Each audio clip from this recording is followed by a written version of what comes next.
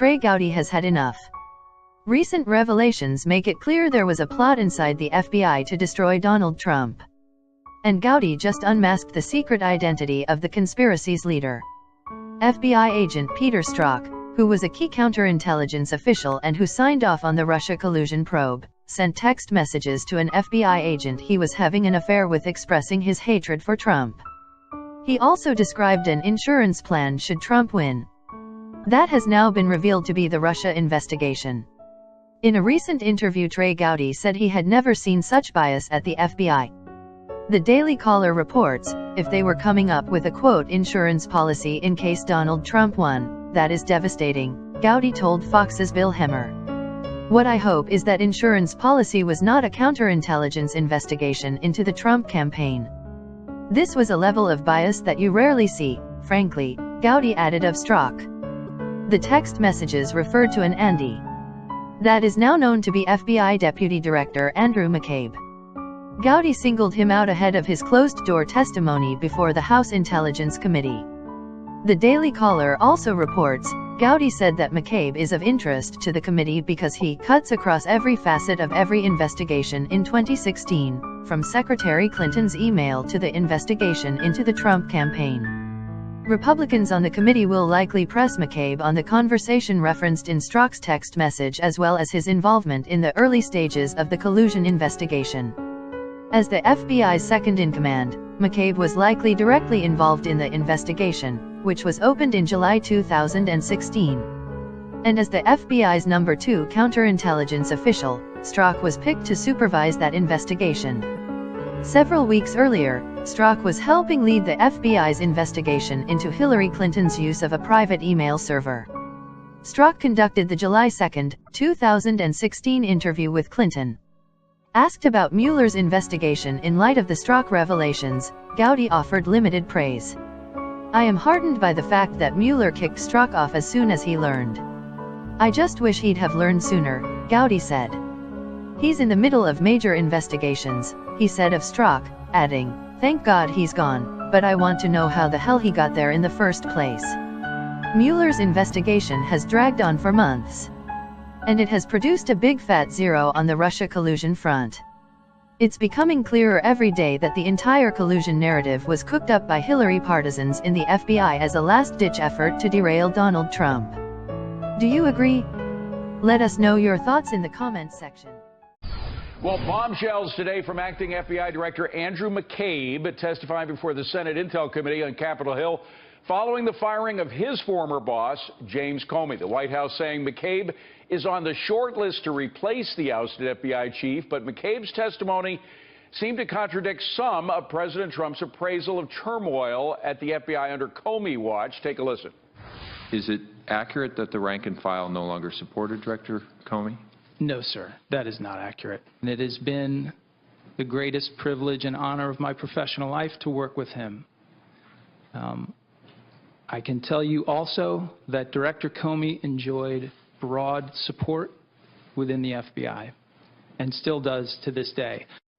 And joining me now for more on McCabe's pushback and fallout from the Comey firing, we've got the A-Team Fox News contributor Byron York, former Special Assistant to President George W. Bush Ron Christie, and the Washington Examiner's Hugo Gordon. Thank you very much, Gemma. Byron, first to you.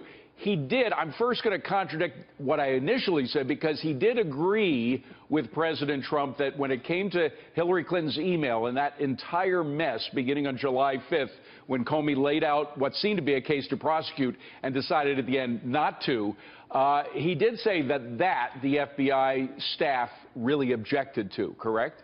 He did, and he said there was a difference of opinion. I mean, the FBI has thousands of employees, and there was a difference of opinion. But basically, I think there were 3 headlines from what he said today, and 2 of them were favorable for the White House, and 1 wasn't. He said the White House is not interfering, has not interfered with the investigation. That's good for the White House. He knocked down reports that James Comey had asked for more money and resources for the investigation. That was good for the White House because there was this intimation that somehow Trump had fired Comey just as he was asking for more resources. And then the last thing is what you mentioned. He did say that Comey enjoyed wide support in the FBI, and that contradicted what the president said about Comey losing the confidence of people at the FBI. So, Hugo, 2 out of 3 seems not so bad for the president. Yeah, I thought it was not bad at all. I agree entirely with what Byron said. And the thing about saying that Comey enjoyed the support, in a way it was very silly of the president to put it that way, because there are bound to be people in the FBI who would come out and say that they had full confidence in Comey. So there'll be mixed opinions on that too. But on the really clear things, that the investigation was not under-resourced and that it was not normally the way that resources would have been requested, and that there was absolutely no sort of decline or diminution of the investigation. All of those things that McCabe said were actually in the president's favor. But, Ron, you look at the mainstream media and you see this breathlessness about how everything that McCabe says seems to contradict Trump talk, and how, in fact, the president's in deeper. I mean, when are we ever going to find some kind of truthful statement or recap of what has happened on Capitol Hill from the press, if ever? Good evening, David. I don't think we will, certainly not in the short term.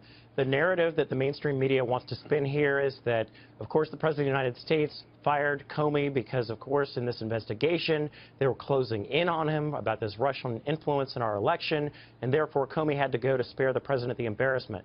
Fact of the matter is, when you listen to what the director of the FBI had said previously, there was no collusion. If you look at what our intelligence communities in the House and the Senate side have said, there was no collusion directly with the president and or his campaign. But that's not the narrative that they want to spin, David. And until they decide to actually look at the facts, follow the facts, and lead to this juncture, there's no evidence. That's not in their best interest, because that doesn't put eyeballs for them to sell advertising. Well, and Ron, you get this sense that, in fact, there is this sort of determination to find something against the president that could lead to impeachment, right? No question. This reminds me of the earliest days in the George W. Bush administration, when people said that President Bush was illegitimate, that he was there improperly. Perhaps we should look at impeachment. The parallels between 2001 and where we are with President Trump resonate with me. They're going to keep digging, keep trying until they can find something, anything, David, to try to impeach him. And Byron, there is this impeachment clock, if you will. I've seen that phrase used a couple of times in mainstream media, an impeachment clock, looking for some kind of obstruction charge against the president, something that, whether his firing of Comey was obstruction of justice or something else was obstruction, it's all leading to impeachment, that's what they want.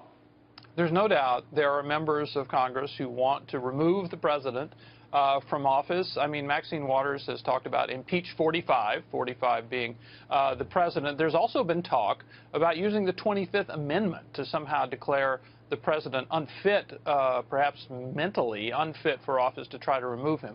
But this is all about 2018, because bills of impeachment began in the House of Representatives, and one is not going to begin in a Republican House of Representatives. So they have to win the House, and then I do think you'll have serious talk, whatever Trump has done by that time, you'll have serious talk about impeachment. I want to talk about the House, Hugo, but I don't want to get away from the media for the moment, because I love Rush Limbaugh's description of how he thinks everybody's got it wrong. Most people think it's Democrats influence the media. He says it's exactly the opposite, that the media is actually now in charge and really kind of guiding all of the various political narratives that are picked up by politicians. Do you see any of that?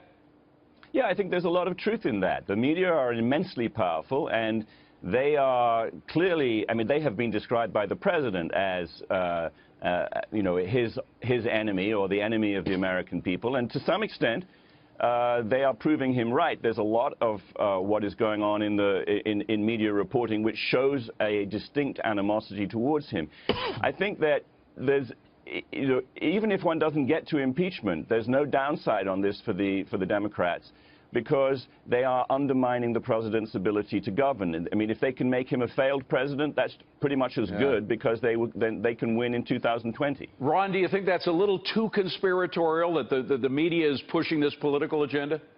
Absolutely not. And going back to what Byron said, I think it's very important to recognize the significance of what he said. articles of impeachment have to start in the House of Representatives. The Democrats' main target right now is to retain control of that chamber so that they can find a way to try to bring articles. The Republicans are going to do everything they can, of course, to block that route. But let's recognize we're not talking about leading the country. We're not talking about health care. We're not talking about North Korea. We're only talking about the fantasy issues that they possess and that they have of doing anything that they can to bring this president down. If they are fantasy issues, we'll find out. But the fact is, Byron, that there are some serious issues that are being put on hold. Today, maybe it's a small example, but not to the people concerned. There was supposed to be a hearing on seniors and their ability or inability to get proper health care. They tabled that issue because they said the Russia thing was so important. So there is real legislation that is being sidelined for this wild goose chase. Well, Democrats do, of course, have the power to slow down the Senate, and they have the power to withdraw even the minimal support that they have given. Notice one example here. Rod Rosenstein, the Deputy Attorney General who played this key role in firing Comey. He wrote the letter that came out on Tuesday morning. Yeah, go ahead. He was confirmed just a couple of weeks ago on a vote of 94-6 in the Senate, and Republicans have cited that vote as evidence that he has wide bipartisan support, and therefore this act of firing Comey is more legitimate. And I think the lesson for this for Democrats is, well, let's not have any more 94 votes. Make the Republicans pass everything they can on 50, 51, or 52 votes without Democratic help. So if you thought things were bad in the Senate, they could actually get worse because of this.